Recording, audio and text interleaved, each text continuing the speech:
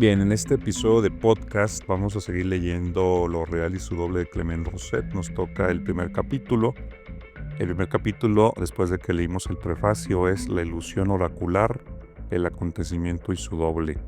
Muy interesante porque habíamos mencionado que Clement Rosset está desarrollando una propuesta de filosofía trágica y justamente en este capítulo nos va a relacionar el tema del doble con los oráculos, que los oráculos son una pieza a veces fundamental en algunas historias trágicas, ¿no? Un primer ejemplo que podemos mencionar es el del rey Creso, ¿no? Un ejemplo clásico. El rey Creso de Lidia preguntó al oráculo de Delfos si debía invadir Persia. El oráculo le dijo: si tú invades Persia destruirás un gran reino. El rey Creso lo interpretó como que iba a destruir Persia, pero termina destruyendo su propio reino, ¿no?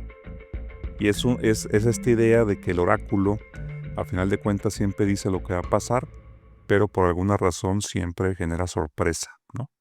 Es decir, el oráculo ya dijo lo que va a suceder, pero cuando se cumple lo que predijo, siempre hay como una sorpresa, incluso insatisfacción, y a veces trágica, ¿no? Es lo que desarrolla Clement Rosset en este capítulo. Él nos dice un ejemplo para empezar, dice, a ver, una fábula de Esopo que cuenta él. Un señor había soñado que su hijo iba a ser destrozado por un león, iba a ser despedazado por un león. Para evitar eso, el señor construye una estructura de madera donde mantiene a su hijo recluido, ¿no? Para que no tenga la curiosidad o la posibilidad de salir con los leones. Y para que no se aburra, dice Esopo, le pinta leones en la estructura de madera, como la cabaña, digamos, ¿no? O la choza. Pero el niño o el joven hace que se harte todavía más de esa cabaña porque no puede ver a los leones reales, ¿no? Esa es la fábula. Entonces termina por empezar a golpear las paredes de madera y a golpear a los leones que están pintados ahí y hace que se encaje una astilla, ¿no? Y la astilla termina provocándole la muerte, ¿no? La herida de la astilla. Esa fábula de Sopo, ¿no? Y Clement Rosset la utiliza para empezar a plantear algo que es muy común en la literatura oracular, que es justo el camino que tomamos para evitar el destino, es el que hace que se cumpla, digamos, ¿no? O la precaución que queremos tomar para que el destino no se cumpla es la que justamente lo que nos lleva a cumplir el destino, ¿no? Por eso Clement Rosset va a hablar de esto como de que el destino nos burla, nos juega, pero pues el destino, digamos, no tiene la culpa. El destino dijo lo que iba a suceder tal cual, pero siempre nos sorprende que sucedió como tal, ¿no?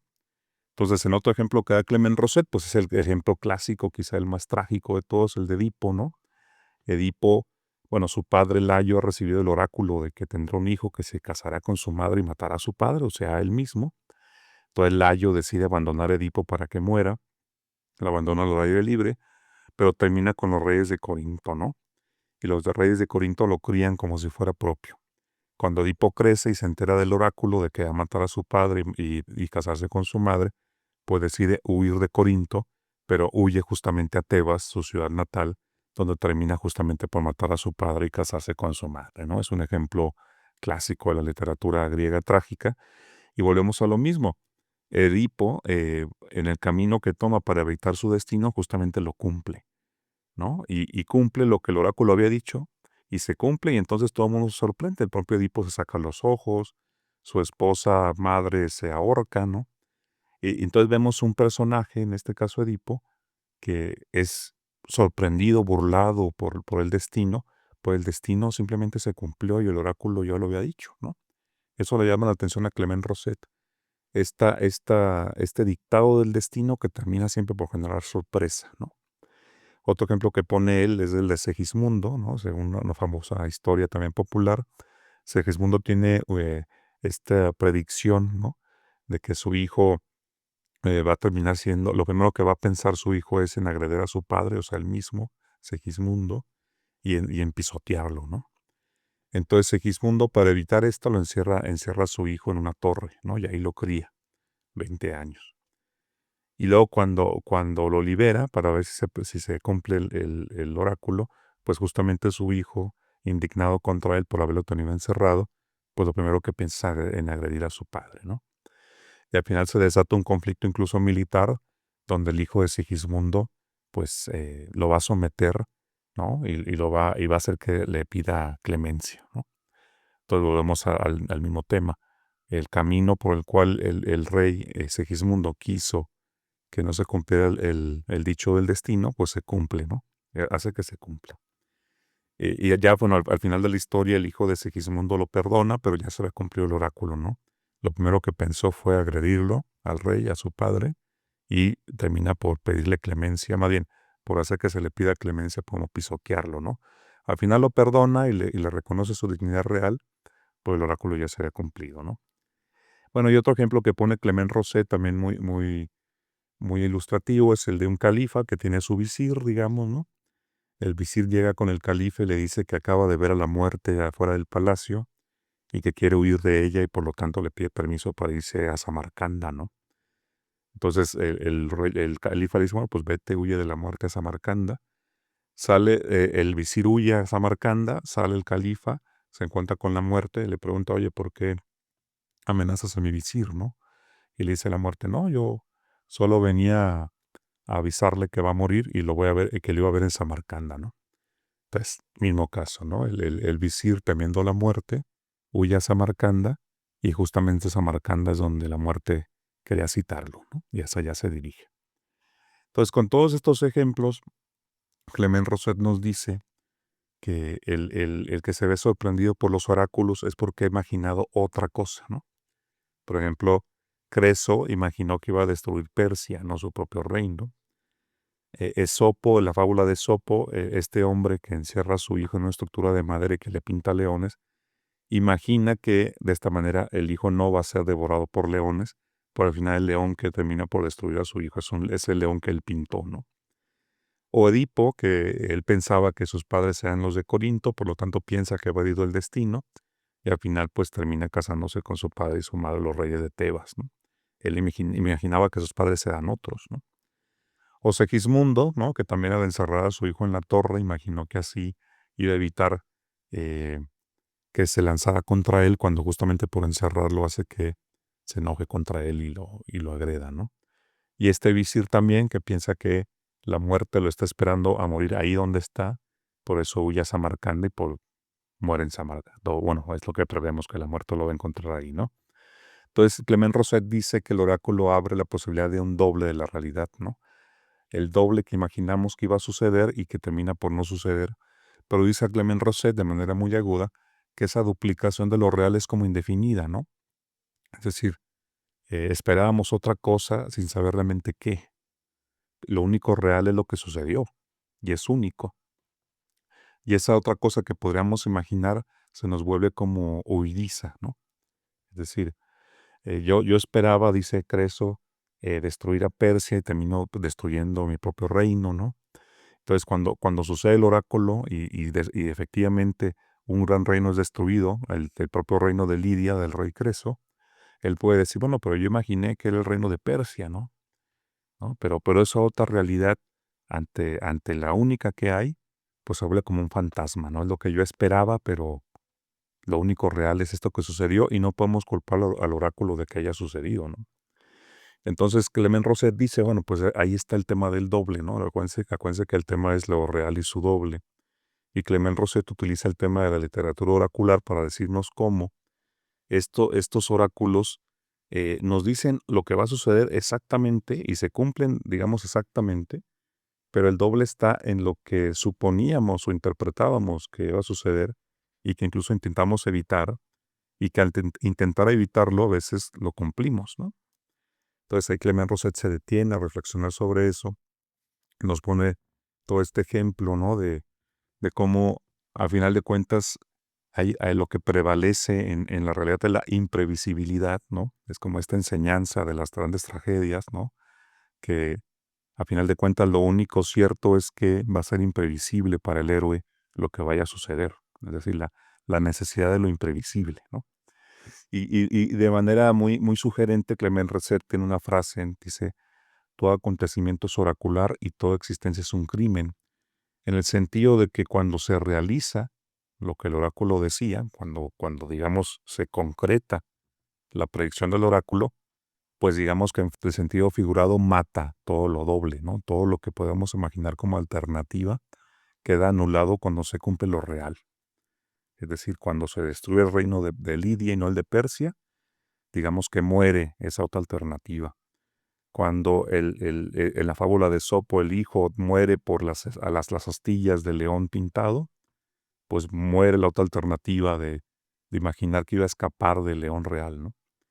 Cuando Edipo efectivamente se casa con su madre y mata a su padre, muere la alternativa de que iba a escapar de hacer eso pensando que sus padres eran los de Corinto. Entonces, cuando se realiza el oráculo, digamos que se terminan las ilusiones y se afinca lo real, digamos que se impone con toda su crueldad. Por eso dice que toda existencia es un crimen, ¿no? Y de aquí Clement Rosset, pues nos dice que nuestra propia existencia lo es, ¿no? Que ahí citando a Cioran, por ejemplo, que dice que es un inconveniente haber nacido, ¿no? Y también recordando esta sabiduría del sileno, porque sabemos que Clement Rosset tiene influencia nietzscheana y Nietzsche en su primer gran libro, El nacimiento de la tragedia, justamente remite al sabio sileno que dice que lo peor para el hombre es haber nacido y lo segundo, lo mejor para el hombre sería no haber nacido, ¿no? Y lo segundo mejor sería morir pronto. Pues aquí también Emil Cioran dice lo mismo, ¿no? Lo que perdimos todo, dice Cioran, cuando hemos nacido, ¿no? Es un inconveniente haber nacido, dice Cioran. Y Rosé de alguna manera lo liga con esto, ¿no? Nuestra existencia de alguna manera es un crimen porque hemos sido siempre algo concreto. Cuando llegamos a la existencia, a lo real, solo somos una cosa y no podemos ser ninguna otra, ¿no? Con toda la finitud, digamos, del humano, ¿no? Al ser nosotros, pues no podemos ser nadie más, ¿no? Y eso, y también al ser nosotros algo finito, pues no podemos pensar en todas las alternativas, y de ahí se deriva esta también impresibilidad para nuestra mente de lo que puede suceder, ¿no? Por eso la sabiduría trágica es, pues lo único cierto es que el destino es imprevisible, ¿no? Y que incluso si tú quieres escapar de él, pues terminarás por cumplirlo, ¿no? Es curioso, ¿no? Como el héroe trágico, bueno, él sí mismo, no puede prever lo que va a suceder, ¿no? Para nosotros como espectadores ya sabemos lo que va a suceder, pero él mismo va a ser siempre incapaz de prever lo que suceda, ¿no? Entonces, para él, o la enseñanza que nos puede dejar ver una tragedia o leerla es, el héroe trágico no puede prever lo que va a suceder. Y esa es la sabiduría trágica, ¿no? A final de cuentas es imprevisible para nosotros, aunque el oráculo lo haya dicho, ¿no? Aunque esté ante nosotros lo real, y ahí se liga con el primer capítulo, que nos planteaba Clement Rosset, cómo incluso frente a la realidad la intentamos evadir. El oráculo nos presenta su predicción del destino, ¿no? Ya está dicho, pero por alguna razón creemos que debe ser de otra manera o va a ser de otra manera. Y cuando por fin se cumple, ¿no? Que se cumple exactamente lo que el oráculo había dicho, pues nos sorprende porque esperábamos otra cosa. Pero no podemos dejar de aceptar que a final de cuentas pues se cumplió el oráculo, ¿no? No mintió el oráculo, ¿no? Entonces la sabiduría es esa. A final de cuentas, aunque queramos prever e incluso evitar el destino, parece que es inevitable, digamos, evadirlo y siempre va a ser algo imprevisto por nosotros. Nos va a sorprender, ¿no? Es lo que quiere decir Clement Rosset. Y Clement Rosset cierra su capítulo diciendo, bueno, pero citando de manera muy interesante a Macbeth, ¿no? Que Macbeth, personaje de una tragedia de Shakespeare, dice, la realidad es un cuento redactado por un idiota, dice Macbeth, ¿no? Y Clement Rosset toma la palabra idiota, va a ser muy importante en su libro, porque idiota lo toma como simple, particular, único, ¿no? Como lo contrario de doble.